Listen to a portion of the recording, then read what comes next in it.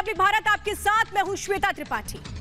एक ऐसा मुल्क जहां बिकता है सब कुछ, जहां बिकता है इंसाफ। आप सोच रहे होंगे आखिर ये कैसी बात है, किसी देश में इंसाफ कैसे बिक सकता है? लेकिन उस मुल्क का नाम है पाकिस्तान। अब तो आप समझ चुके हैं पाकिस्तान में सब कुछ संभव है। और अब पाकिस्तान किस तरह से उन लोगों पर जो पीड़ित है, अगर वो इंसाफ चाहते हैं तो उनको इसकी कीमत चुकानी पड़ेगी। यानी आप अंदाजा लगाइए, वो देश जो आतंकियों को पालता है, पोसता है, करोड़ों रुपए खर्च कर देता है, वो अपने नागरिकों के साथ कैसे अत्याचार कर रहा है। एक नहीं, दो नहीं, बल्कि 17 रेट लिस्ट तय कर दी है पाकिस्तान ने। अगर रेप पीड़ित न्याय की गुहार लगाती है तो मेडिकल टेस्ट के लिए भी उसको पैसे देने पड़ेंगे। अब आप अंदाजा लगाइए ऐसे देश का होगा क्या। लेकिन ऐसे देश के खिलाफ आवाज कौन उठाएगा? महाभारत में आज हम पूछेंगे सवाल।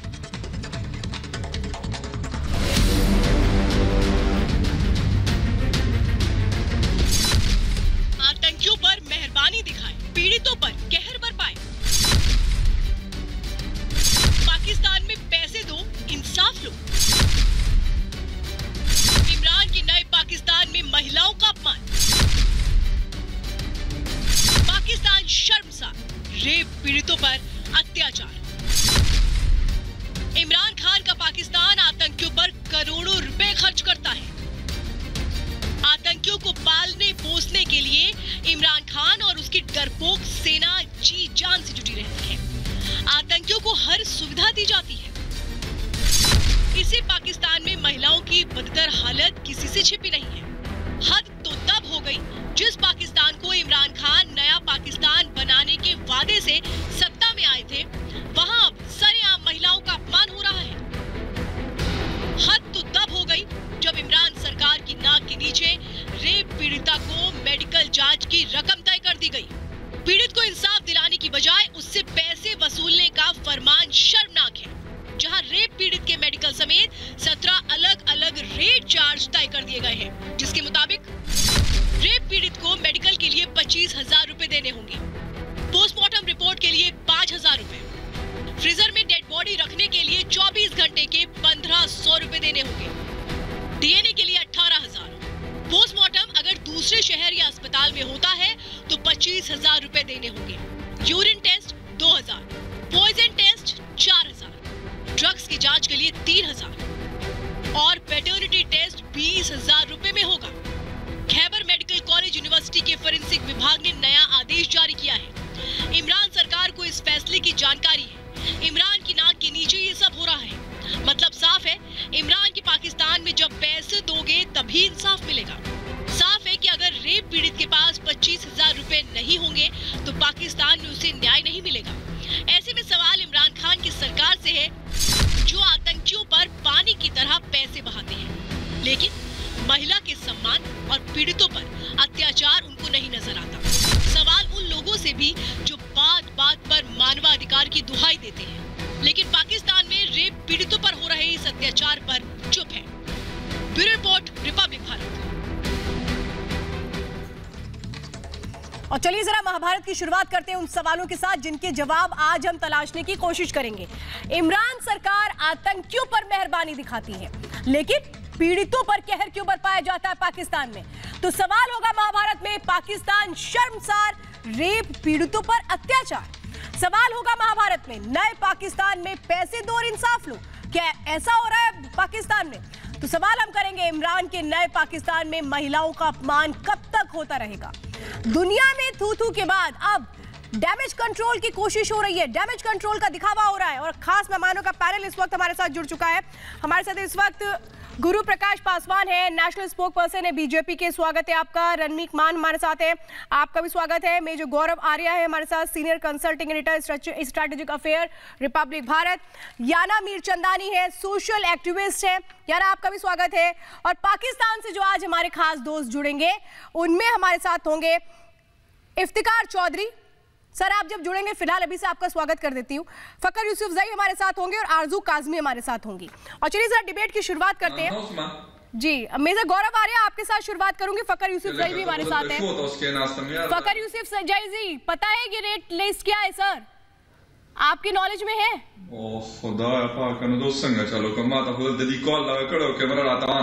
सर अगर हिंदी में बोलेंगे तो ज्यादा अच्छा लगेगा।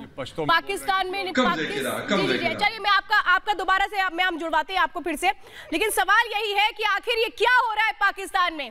आरजू काज़मी मुस्कुरा तो आप बहुत रही हैं, लेकिन ये बताइए पाकिस्तान में क्या हो रहा है? रेट लिस्ट तय कर दी। अगर रेप पीड़ित ये कहे कि हाँ मेरा रेप हुआ है तो पहले मेडिकल रिपोर्ट दे। शविता, ऐसा कुछ नहीं हो रहा। आप बात सुने मेरी, पूरी दुनिया में मेडिकल बहुत महंगा है और पाकिस्तान उससे हटके नहीं है। पाकिस्तान में बहुत से टैक्सेस जो आईएमएफ ने नए लगाने को कहा है, 700 बिलियन के टैक्सेस लगाने के लिए कहा है, और वो जाहिर है कि इमरान खान की सरकार जो है वो किसी न किसी तरीके से लोगों को निचोड़ के निकालेगी। तो एक न्याय, अगर एक औरत के साथ नाइंसाफी हो रही है, आरज़ू ये जो पक्ष आप रख रही है, मुझे लग रहा है शायद पाकिस्तान में ये सुनना लोगों को बहुत अच्छा लगता होगा, लेकिन दुनिया में ये कोई भी कबूल नहीं कर सकता कि एक महिला अगर उसका रेप होता है तो वो ये बताए पहले मेडिकल रिपोर्ट कहां से वो लाए पैसे दे करके। तो ये कैसे पॉसिबल है?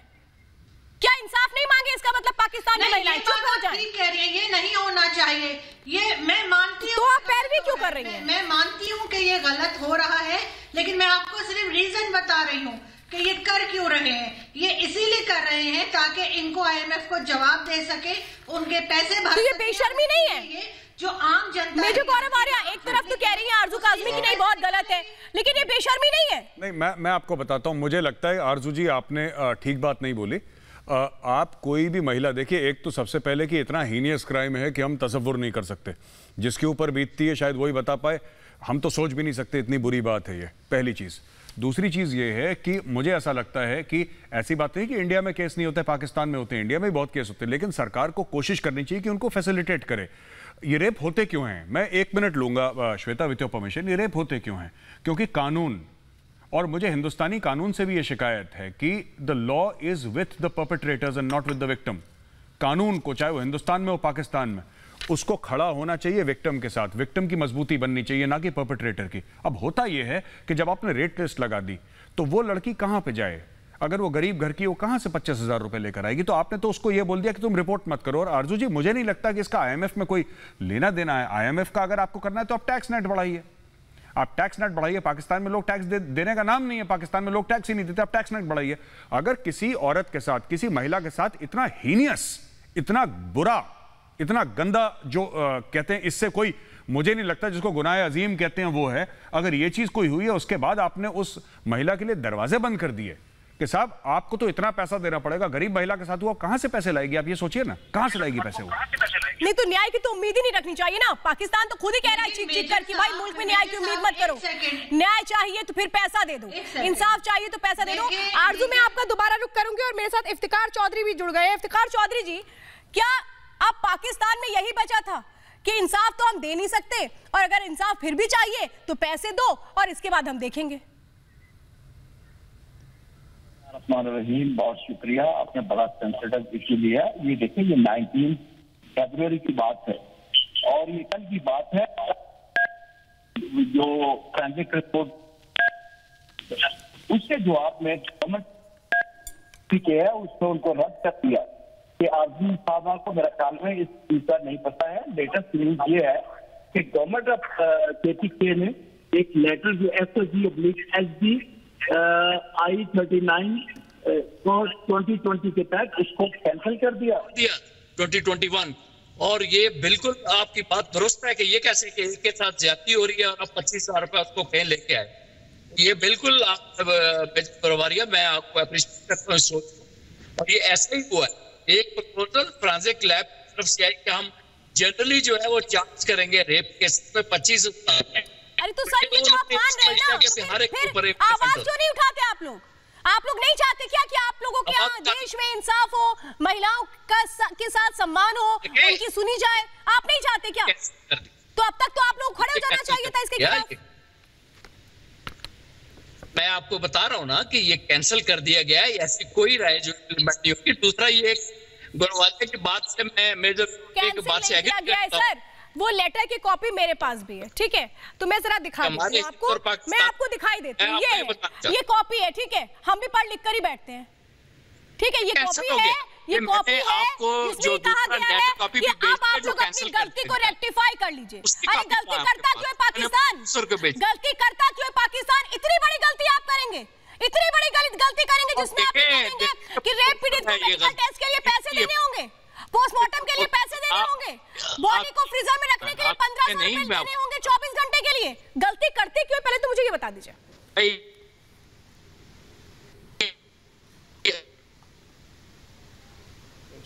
चलिए, आपको ऑडियो फिलहाल चला गया है। मैं फिर से आपका रुख करूंगी। फकर यूसुफजई है। फकर यूसुफजई, बताइए कितनी गलतियां करके सीखेंगे? अपने लोगों के ही साथ नहीं है आप तो।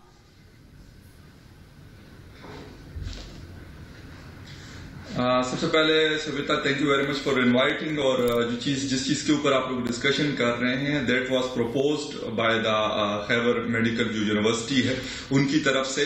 गलत था, बिल्कुल गलत है, उसको कोई सही नहीं कह सकता। अगर मतलब ये हमारे जो दूसरे अभी पैनलिस्ट बात कर रहे थे, क्योंकि मेरी कॉल ड्रॉप हुई थी, अगर वो उसको जस्टिफाई करे तो ये जस्टिफाई नहीं हो सकता, गलत है। और जब से ये हुकूमत आई है इमरान खान साहब की, और इनके एक बर्की साहब हैं जो खैबर पख्तूनख्वा को उसको हेड करते हैं, इनके कजन है इमरान खान साहब के, तो उन्होंने बहुत सारी ऐसी चीजें लगाई हुई हैं गवर्नमेंट हॉस्पिटल्स के अंदर जो पहले नहीं थी।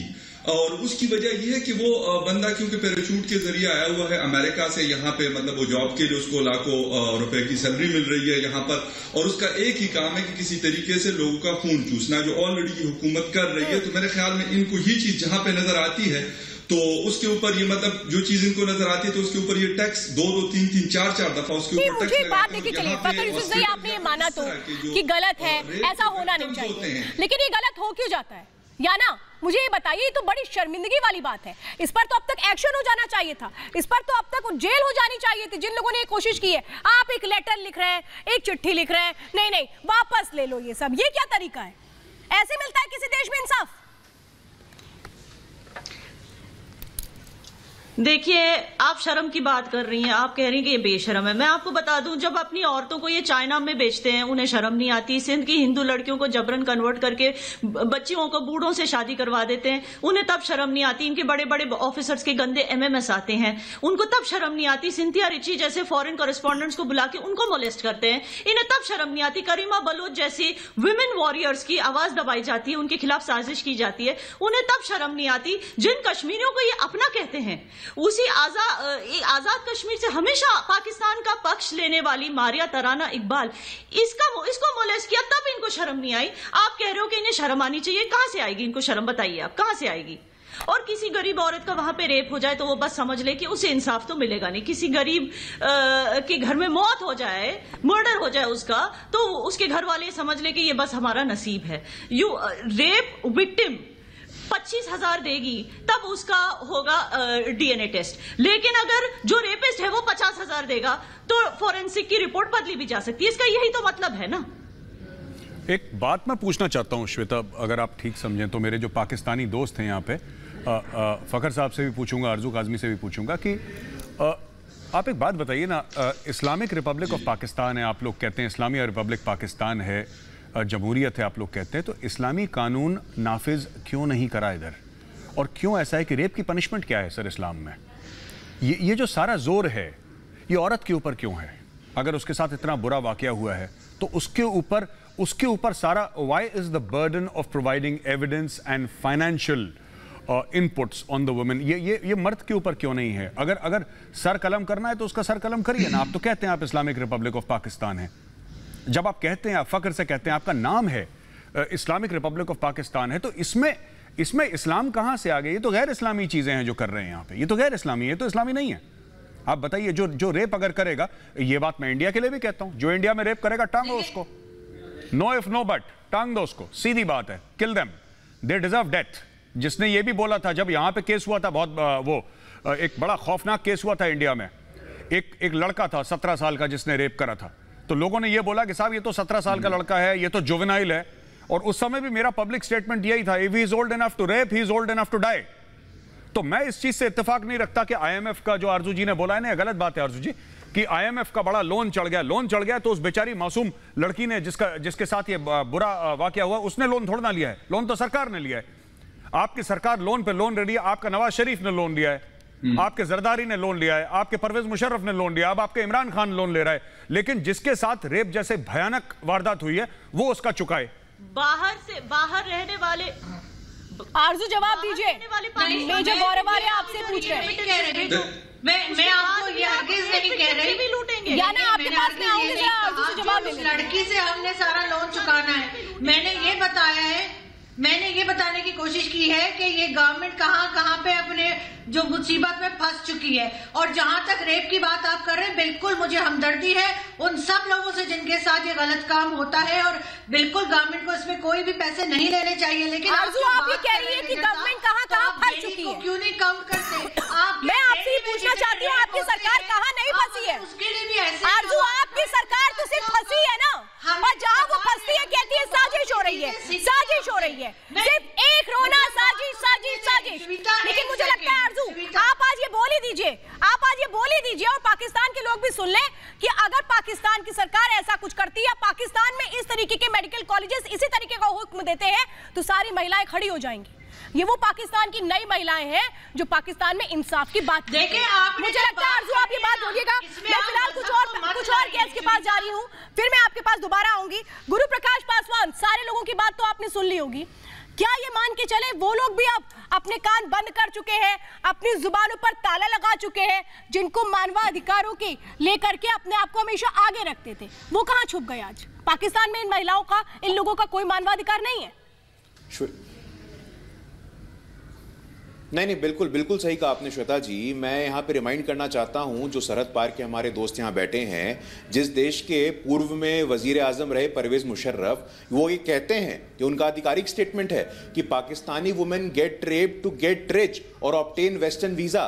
तो जहाँ के लोगों में जो हुक्मरान हैं, उनकी ये मानसिकता है, उनकी ये मेंटालिटी है, तो वहाँ के समाज से आप क्या अपेक्षा रख सकते हैं? देखिए, उस देश में, उस मुल्क में, पूरे समाज में संवेदन शून्यता हो गई है। कहीं भी कोई संवेदनशीलता बची नहीं है। जिस देश में कोई लोकतंत्र नहीं है, जिस देश में कोई सिस्टम नहीं है। आयशा सिद्दीका, जो बहुत बड़ी पाकिस्तानी स्कॉलर हैं, वो लिखती हैं कि भाई आप किसी विषय पे सेमिनार आयोजित करें, आप किसी कॉलेज में डिस्कशन आयोजित करें, अगर वो विषय सरकार को पसंद नहीं आता तो आपकी हत्या कर दी जाती है। तो जिस देश में लोगों को लेकर के सेंसिटिविटी है ही नहीं, लोगों की चिंताएं है ही नहीं, वहां से अपेक्षा रखना ही गलत है। मुझे जरा बताइए, आप भी बता दीजिए सर, जो इमरान कहते हैं नया पाकिस्तान, क्या यही है नया पाकिस्तान? सबसे बड़ा ड्रामा है ये नया पाकिस्तान वाली जो कहानी है। हमें 2.5 साल से ये फजूल की बातें सुनने को मिल रही हैं।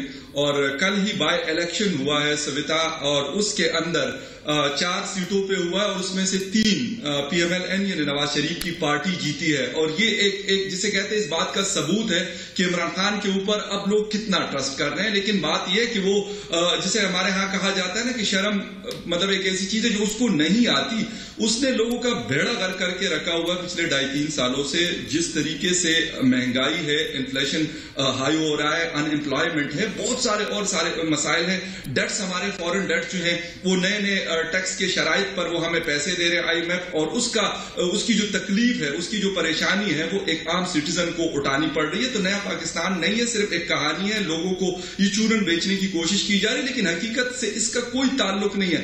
हमें वही पुराना पाकिस्तान चाहिए जो 2018 तक था। कम से कम हर चीज अवेलेबल थी, बेहतर तरीके से। आपकी तो सच में मुझे बड़ी तकलीफ टीवी पर देखकर बड़ा रोना आ रहा है सर, बहुत रोना आ रहा है सर मुझे आपकी इस तकलीफ को देखकर। ये लीजिए, आप आज टिश्यू ले लीजिए, आज टिश्यू पेपर ले लीजिए सर, आपके लिए टिश्यू पेपर। मुझे सच में बड़ा रोना आ रहा है जिस तरीके से आप कह रहे हैं इमरान ये इमरान वो। तो सर फिर एक काम करिए ना, अगर इमरान इतने ही बुरे हैं तो वो बात अलग है, आप लोग मानते ही हैं, आप लोग का ज्यादा सरोकार है, तो आप एक काम कर लीजिए कि आप उखाड़ फेंकिए उनको। क्या करेंगे? एक मिनट, मैंने फकर भाई आपको बताया था ना, मैंने बोला मियाँ वाली की नियाजी आपको डुबाएंगे। मैंने बोला था ना आपको, फकर भाई, मैंने आपको क्या बोला था? मैंने बोला था मियाँ वाली की नियाजी हैं, ये डुबाएंगे आपको। ये मैंने आपको पहले भी बात बोली थी, ये फिर से हो रहा है बात।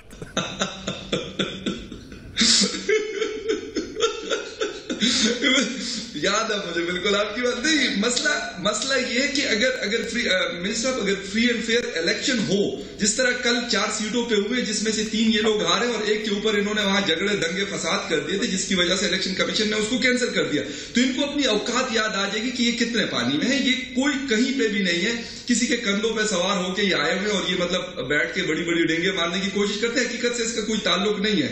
मैं भी मतलब कवर करता हूँ, पार्लियामेंट भी जाता हूँ और पिछले 7, 8, 9 सालों से मैंने पिछली हुकूमत को भी कवर किया और इसको भी कवर कर रहा होता हूँ। मुझे कोई मतलब वो नहीं है। अगर पाकिस्तान के लिए, पाकिस्तानी अवाम के लिए कोई अच्छा कर रहा है तो वो अच्छा है, अगर वो अच्छा नहीं कर रहा तो अच्छा नहीं है। मोदी जी को यहाँ पे रमनीक मान जी आपके पास आने में मुझे थोड़ा वक्त जरूर लग रहा है, लेकिन नाराज मत होइए। अगर मुझे लगता है अपनी काम कर रहे हैं तो ठीक है। मैं कहूंगी अपने गेस्ट कोऑर्डिनेटर से कि जरा रमनीक मान जी को बोल दीजिए, उनसे ही सवाल करने जा रहे हैं। रमनीक मान जी नाराज मत होइए सर। चलिए हम दोबारा जुड़ने की कोशिश करेंगे। फकर यूसुफजई, मुझे तो ऐसा ही लग रहा है कि शायद आप लोग खुद बहुत त्रस्त हैं, लेकिन अगर आप त्रस्त हैं तो आप लोग रास्ता क्या निकालेंगे? मेजर गौरव आर्या, मुझे तो ऐसा लग रहा है कि जैसे कि जो फकर यूसुफजई है वो भारत में बैठे हुए हैं, मुझे लग ही नहीं रहा वो पाकिस्तान में बैठे हैं। नहीं, मैं आपको बताता हूं कि पाकिस्तान में भी सिविल सोसाइटी के ऐसे मेंबर्स हैं जो कि सही सोचते हैं। मुझे नहीं लगता प्रो इंडिया वाली बात है। मुझे ऐसा लगता है कि Fakhar Yusufzai is truly pro Pakistani, but माहौल कुछ ऐसा हो गया पाकिस्तान में कि अगर आप प्रो पाकिस्तान बात करें तो आपको एंटी पाकिस्तानी ब्रांड कर दिया जाता है। yes. वो पाकिस्तान के हित की बात कर रहे। देखिए, जब आपने रेप की बात करी ना तो उन्होंने अग्री करा, उन्होंने इमरान खान जो गलत कर रहा है अग्री करा। देखिए, अब ऐसा है कि मुझे लग रहा है किसी ने सेंध लगा रखी है वहां पे। कोई तो फटकार है ऊपर वाले की कुछ तो, कि लगातार ऐसे कैसे हो सकता है? ये डबल हैट्रिक हो गया ना, डबल हैट्रिक हो गया। कैसे हो गया? अयूब खान, याह्या खान, जियाउल हक, पहला हैट्रिक, ठीक है साहब। उसके बाद आपका आ गया परवेज मुशर्रफ, जरदारी, नवाज शरीफ, ये नंबर 2 हैट्रिक हो गया। अब नंबर 3 पे अपना खान साहब शुरू हो गए, तो डबल हैट्रिक हो चुका है वहां पे। एक्चुअली लगातार पाकिस्तान में ऐसे सियासतदान आए हैं, ऐसी बात नहीं है कि इंडिया के बिल्कुल पाक साफ हैं, यहां पे भी बड़े बड़े कलाकार हैं, लेकिन जो लगातार पाकिस्तान में हुआ है। लेकिन coming back to the topic, Shweta, जो आपका टॉपिक है ना, जो आपने टॉपिक में बात करी थी, देखिए ऐसा होता है कि कहीं ना कहीं रियासत को कहते हैं ना, रियासत माँ होती है। ये कहा जाता है कि रियासत माँ होती है। तो मुझे ऐसा लगता है कि थोड़ी सी सेंसिटिविटी चाहिए। हम लोग भी, मुझे बड़ा आज सरप्राइज था, चौधरी साहब तो आग उगलते हैं टीवी में आके, इंडियन टीवी में आके अपने जो अभी चौधरी साहब का जो ऑडियो खराब था, इफ्तिकार चौधरी साहब आग उगलते हैं, लेकिन ये सेंसिटिव टॉपिक था रेप का, उन्होंने बड़ी शाइस्तगी के साथ और बड़े आराम से उन्होंने प्यार मोहब्बत से बात करी। और मुझे लगता है कि ऐसे मसले पे डिस्कशन ऐसे ही होना चाहिए। पर लेकिन हाउएवर ये बड़ी शॉकिंग चीज थी हमारे लिए। मुझे ऐसा लगता है कि काफी शॉकिंग चीज थी सर, ये जो हमने रेट लिस्ट देखी। मैंने बोला ऐसा कैसे हो सकता है? आपने बेसिकली क्या हुआ है कि उस कॉलेज ने पूरे दरवाजे बंद कर दिए उस महिला के लिए, जो भी एक विक्टिम हो उसके लिए। आपने उम्मीद ही खत्म कर दी उसकी। आपने बोला कि इंसाफ तुम्हें तो बाद में मिले ना मिले वो बात की बात है, तुम्हें उम्मीद भी नहीं मिलेगी। तो ये आई थिंक ये बात है। मेजर गौरव आर्या, आप बड़ी बात कह रहे हैं और मैं चाहूंगी कि मैं अब रमनीक मान जी के पास जाऊं, क्योंकि बहुत देर से वो इंतजार कर रहे हैं। रमनीक जी, मैं माफी चाहती हूं, आप तक आने में मुझे थोड़ा वक्त लग गया, लेकिन मैं ये जानना चाहती हूं। देखिए, पाकिस्तान की आवाम भी समझती है उसके लिए सही क्या है, गलत क्या है। ये बात अलग है कि सरकार ये नहीं चाहती कि अच्छा कुछ हो पाकिस्तान में। चाहे हम फकर यूसुफजई की बात करें, वो कह रहे हैं कि नहीं गलत हो रहा है, इफ्तिकार चौधरी कह रहे हैं गलत हो रहा है। पाकिस्तान को इससे कोई मतलब नहीं है, सरकार को कोई मतलब नहीं, गलत होता रहे, लेकिन ऐसे लोगों को सबक तो सिखाना पड़ेगा ना। देखिए श्वेता, 2-3 बातें बड़े वाज़ेह तौर पे बताना चाहूंगा। पहले तो इस्लाम की 1500 साल की तारीख में आज तक ये करेक्शन नहीं आया शरिया में कि 4 इंडिपेंडेंट आई विटनेस चाहिए जो बलात्कार साबित कर सके लड़की कि मेरे साथ तशद्दुद हुई है, मेरे साथ बलात्कार हुई है, मेरे साथ जिना हुआ है। तो 4 इंडिपेंडेंट विटनेसेस पहले लेके आएगी, फिर 25,000 रुपए देने पड़ेंगे। मैं बड़े हैरत में पड़ गया आरजू काजमी की मैं बात सुन के। आरजू जी की मैं रिस्पेक्ट करता था।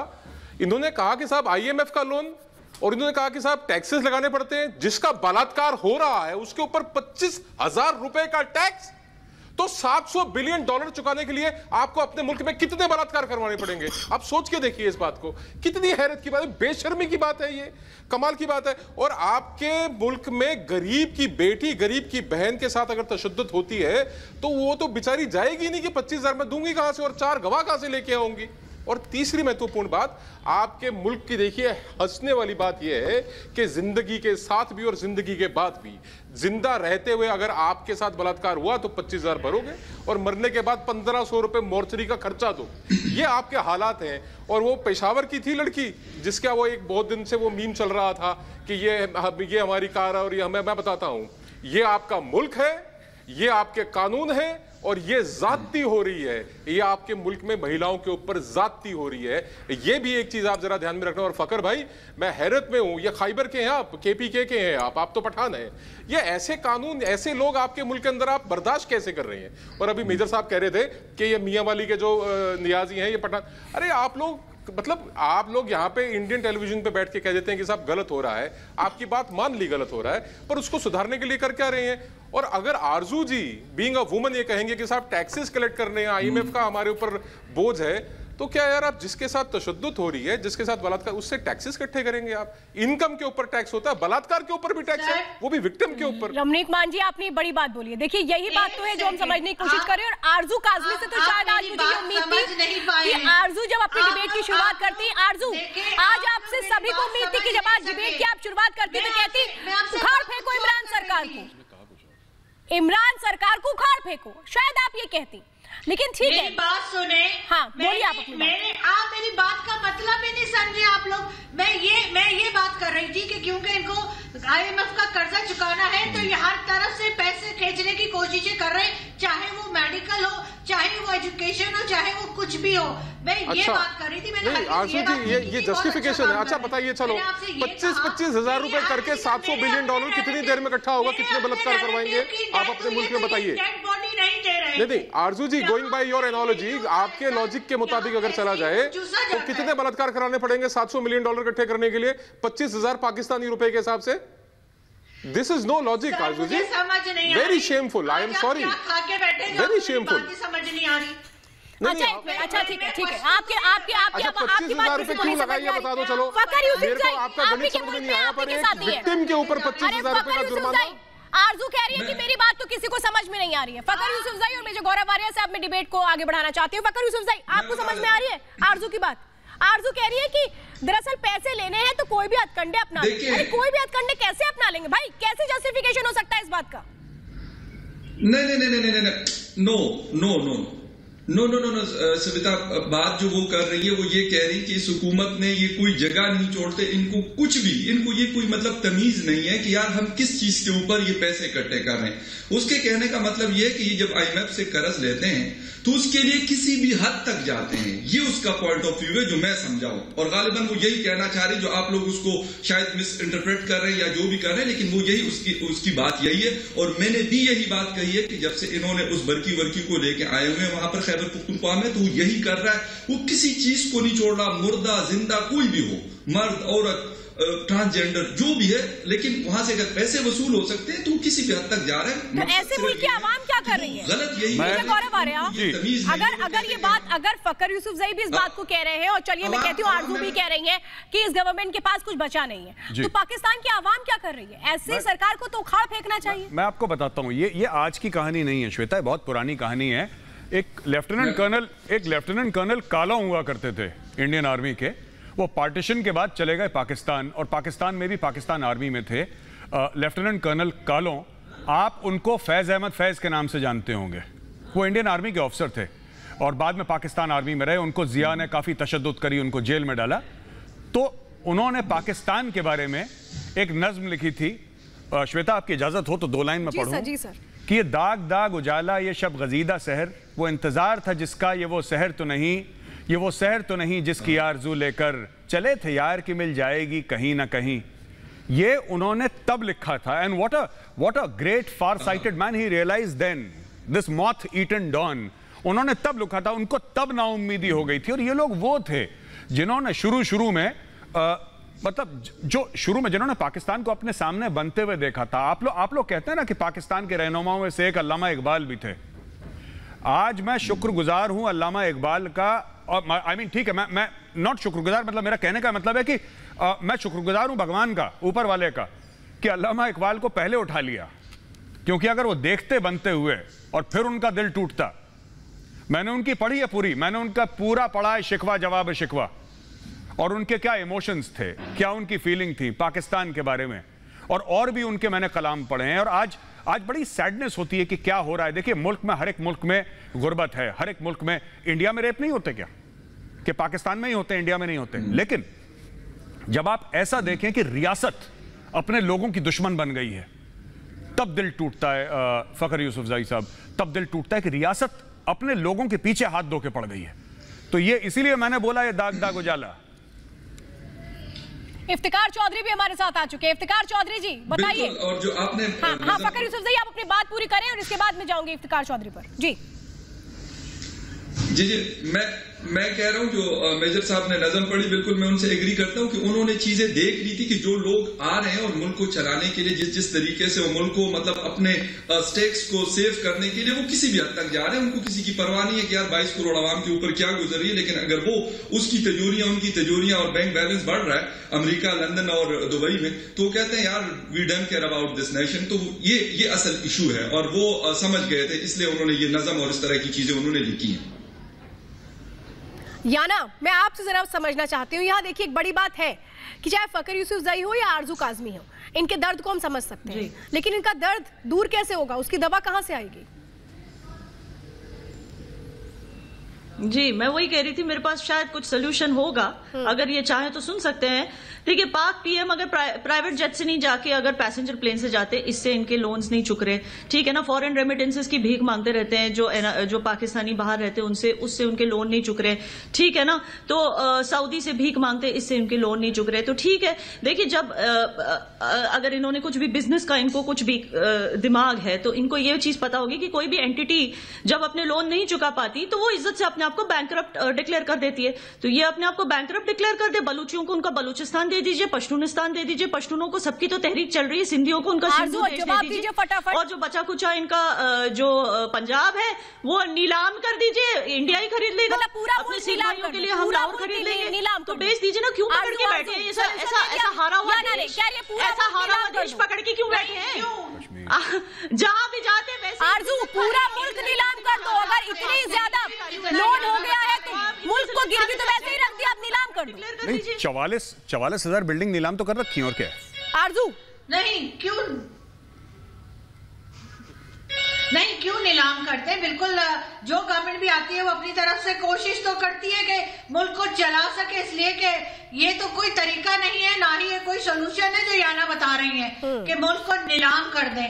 मुल्क को नीलाम तो दूसरा जो कहा जा रहा है कि इमरान गवर्नमेंट को उखाड़ फेंको, तो भाई इमरान गवर्नमेंट को ना तो पब्लिक लाई है और ना पब्लिक उखाड़ सकती है, जो लोग लाए हैं वही लोग हटा सकते हैं। ये तो एक कहना चाहिए ओपन सीक्रेट है, इसमें आप पब्लिक को ना घसीटे तो बेहतर होगा। कर तो पब्लिक के लिए रही है ना इमरान सरकार, जिस तरह से जाती है सेना के लिए कर रही होती आरजू जी, तो हम समझ भी पाते, फिर वो सरकार किस बात की है। मैं जरा गुरु प्रकाश जी को एक बार फिर से लेना चाहती हूँ। गुरु प्रकाश और इफ्तिकार, आपके साथ में डिबेट को आगे बढ़ाना चाहती हूँ। गुरु प्रकाश जी, बड़ी अजीब सी बातें पाकिस्तान में, मुझे लगता है पाकिस्तान का तो नाम बदल के अजीब गरीब देश कर देना चाहिए, क्योंकि वहां ना सोल्यूशन है, और अगर जब आरजू से पूछते तो आरजू कहती भाई ना नाम लाए हैं ना हमसे कोई मतलब है, लेकिन फिर भी सरकार है जिसके तले हमें जीना पड़ेगा। श्वेता जी, जिस देश में सिविल सोसाइटी नाम की कोई चीज ही ना हो, वहां आप इस प्रकार के सीरियस विमर्श की एक्सपेक्टेशन ही कैसे रख सकते हो?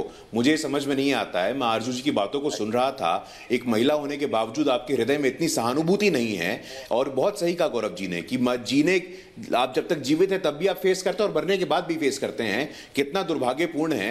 देखिए मैं तो स्कॉलर हूं, मैं तो पढ़ता आया हूं, मैं तो फॉलो करता आया हूं कि संस्थागत दिक्कत है, सिस्टमिक इशू है। जब तक उन लोगों को आत्ममंथन नहीं करेंगे, जब तक आप आत्ममंथन नहीं करेंगे, तब तक आपको समस्या होगी। देखिए आप अपने दिल पे हाथ रख के बोलिए। देखिए जो पाकिस्तान से जो हमारे भैया बात सुनिए, नहीं आप अपने दिल पे हाथ रख के बोलो, अपने देश में अपनी चर्चा कर सकते हो। आप अपने दिल पे हाथ रख के बोलो, अपने देश में चर्चा कर सकते हो। आप अपने देश में चर्चा कर सकते हो। आप मुझे बताओ, आप अपने देश में ही चर्चा कर सकते हो? नहीं, आपको स्वतंत्रता है। इफ्तिकार चौधरी और मेजर गौरव आर्या के बीच में डिबेट चाहती हूँ। इफ्तिकार चौधरी बोलिए। चर्चा कर सकते हो? आप नहीं कर सकते। कुछ कर सकते हैं, नहीं कर सकते, ये पूछा जा रहा है। और मैंने आपको सिर्फ ये बताना है कि आपके मुल्क के अंदर जो है 26 आजादी की तहरीकें चल रही हैं, और आप पाकिस्तान के ऊपर उंगली उठाते हैं। खालिस्तान के सिखों ने आपके साथ इफ्तिकार साहब जरूर को मेरे सामने करें, मैं बताता हूँ। मेजर सुनो, मेरी बात सुनो। मैंने आपको किया हुआ था कि आपसे आराम से बात करनी है, तरीके से बात करनी है जी, बिल्कुल। और आपने इस कदर घटिया और जलील किस्म के इल्जाम पाकिस्तान के ऊपर लगाए हैं। एक यहाँ पे सिख साहब बैठे हुए थे तो 25,000 रुपए पर लेडी रेट के ऊपर कैलकुलेशन कर रहे थे। इनको शर्म आनी चाहिए। इनके जो अपने भाई हैं तो खालिस्तान तहरीक में वो किसानों की तहरीक में मारे जा रहे हैं। देखिए साहब, मुझे लगता है विजय गौरवारी आप जवाब दीजिए। इफ्तिकार साहब सुनिए मेरी बात सुन लीजिए। इफ्तिकार साहब सुनिए, इंडिया में जो भी तहरीक चल रही है वो इंडिया संभाल लेगी। मैं सिर्फ एक चीज कह रहा हूं, आप लोगों ने इतने कर्जे लिए हैं, आपका लाहौर इस्लामाबाद का जो पूरा हाईवे है वो गिरवी है कि नहीं? आपका लाहौर कराची का हाईवे है वो गिरवी है कि नहीं? आपका लाहौर फैसलाबाद का जो हाईवे है, मोटरवे है, वो गिरवी है कि नहीं? आपका जिन्ना इंटरनेशनल एयरपोर्ट कराची पे है वो गिरवी है कि नहीं? आपका लाहौर इंटरनेशनल एयरपोर्ट गिरवी है कि नहीं? आपका इस्लामाबाद इंटरनेशनल एयरपोर्ट गिरवी है कि नहीं? आपके पाकिस्तान रेडियो की बिल्डिंग गिरवी है कि नहीं? क्या आपको अपने लोन चुकाने के लिए पाकिस्तान की 44,000 बिल्डिंगें बेचनी पड़ेंगी, तब जाके वो पैसा पूरा होगा? सरकारी बिल्डिंग है तब जाके लोन पूरा होगा, ये बात है कि नहीं? आखिरी चीज एक बात बताइए, जब भी पाकिस्तान में एक बच्चा पैदा होता है तो वो 2 लाख रुपए कर्ज लेकर अपने सर पे पैदा होता है। आपके सरकार ने इतना लोन ले लिया, ये बात है कि नहीं? इसमें मेजर गौरवारिया क्या करेगा? सर ये लोन मैंने लिए हैं क्या? ये लोन मैंने लिए हैं? चौधरी साहब आप क्या बात कर रहे हैं? ये लोन हमने तो नहीं लिए। आपके वजीर आजम लोन लेके बाहर भाग जाते हैं, बाहर सेटल हो जाते हैं। नवाज शरीफ कहता है मुझे दिल का दौरा पड़ गया, वो बाहर जाके सेटल हो गया।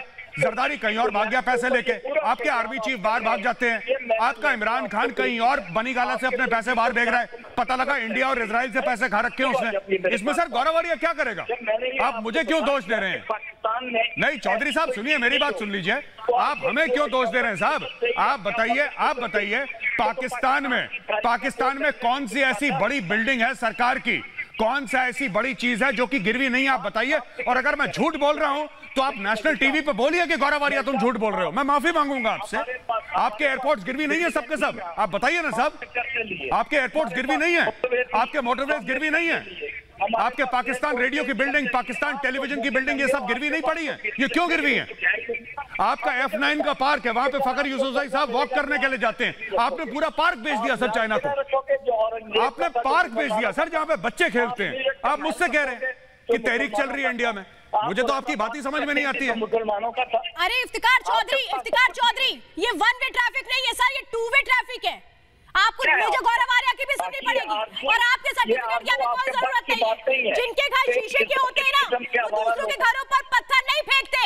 रमनीक मान जी, मुझे लगता है पाकिस्तान को ये बात समझ में आती नहीं है, समझना चाहता नहीं है, सब पर आरोप लगा देंगे।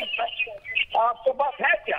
अरे हमारे पास तो हमारा मुल्क है, आपके पास क्या है? देखिए आपके पास क्या है? रमनीक मान जी जवाब दीजिए। इस्लामाबाद जो कैपिटल है पाकिस्तान का, श्वेता इस्लामाबाद जो कैपिटल है पाकिस्तान का, यहाँ पे पोर्टेबल ड्रिंकिंग वाटर नहीं है मुहैया। नेस्ले वाले इनके घरों में पानी पहुंचाते हैं पीने के लिए। ये ऐसा कैपिटल है एक मुल्क का जिसके पास पीने के लिए पानी नहीं है, खर्चने के लिए पैसे नहीं है। कटोरा खान वो कासा लेके घूमता है पूरे दुनिया के अंदर पैसे इकट्ठे करने के लिए। जो रेप विक्टिम्स है उनसे पैसा ले रहे हैं, मरने वालों के ऊपर वो मोर्चरी के चार्जेस लगा रहे हैं। भाई आप लोग कौन हो? कैसा मुल्क है? नोच नोच के आपके सियासतदान, नोच नोच के आपकी पुलिस, आपकी फौज आपका गोश्त खा चुकी है। अब जो आपकी हड्डियों के अंदर, नलियों के अंदर बची हुई है ना बोन मैरो, वो भी ठोक ठोक के निकाल के वो भी खाएंगे आपका। ये लोग कुछ नहीं छोड़ा, आपको खून चूस चुके हैं आपका, आपके गोश्त नहीं है, कुछ नहीं बचा आपके मुल्क के अंदर। पीने का पानी है इस्लामाबाद में? पूछिए आरजू, आप रहती हैं इस्लामाबाद में? सर मेरे पास टाइम, सर आप रहते हैं, इतना ही मुझे क्लोज करना है डिबेट को। मैं आरजू के भी दर्द को समझ सकती हूँ। आरजू के आंसू जरूर निकल रहे हैं, लेकिन हम तो उम्मीद यही करते हैं कि पाकिस्तान जो दूसरों के मानवाधिकारों की चिंता करता है, भारत में कश्मीर के मानवाधिकारों को लेकर के, यहाँ के लोगों के मानवाधिकारों को लेकर UN तक चला जाता है, अपने देश के लोगों की स्थिति को थोड़ा देख ले और उन्हें कम से कम राहत दे दे। बहुत बहुत धन्यवाद आज महाभारत में हमारे साथ जुड़ने के लिए इस खास पेशकश में।